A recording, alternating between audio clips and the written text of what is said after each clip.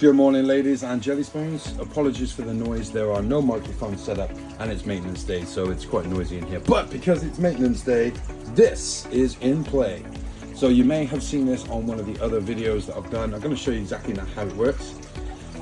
These pieces are not welded, so we can adjust these. And I need this to be adjustable because there's lots of different tanks that need to drain from lots of different places. Now this is the constant siphon.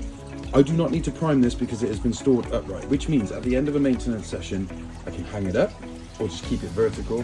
And then at the start of the next one, I put it in a tank and I push the intake down to the desired level that I want the tank to drain to. It will immediately start siphoning. This one is pretty slow because it's the smallest stuff. This is 1-inch PVC, this is very small aquarium hose, and the rate of which it drains is regulated by this. So water flows in here, it comes up, because it fills this chamber, fills up over into this one. This one wants to equalize with that one, but it never can because this junction is lower than the level of this inside here. It then drains out of here. For me, that goes straight out of a window.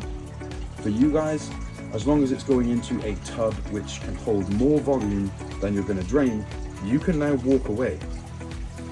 I am now never going to drain lower than the heater can take or the intake of the filter. I can walk away. I can now go and do other things. I can start filling my buckets to refill it. I can maybe have a sandwich. But we're going to put it on time lapse now just so you can see exactly what it does.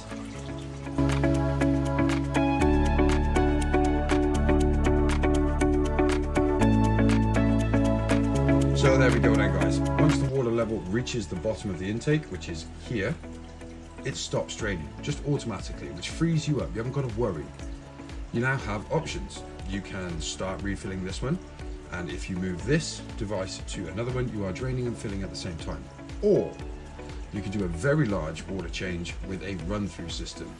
So you can adjust this up and then start filling. Now if you do that, the water is obviously being sort of diluted. So I could now do 1,000 litres through this tank. As long as I match the water coming in to the speed that the water can drain out, it will never overflow and we will have a complete water change. So this is something not only that you could implement for water changes, but could implement the entire time if you wanted to run a drip through system. And what that means is a constant state of water change. So if you had probably less water than this, constantly dripping in all day, this can definitely keep up with this level of flow. So there is constantly fresh water coming in, no need for other water changes. This is what is known as a flow-through system. So it's a wicked piece of kit, it's versatile. Not only can it create a perfect environment for your fish with flow-through water changes, but it can free you up if you've got multiple tanks, or maybe you've got a long way to go to get your water. You haven't got to worry. You can be doing two things at once with the constant siphon.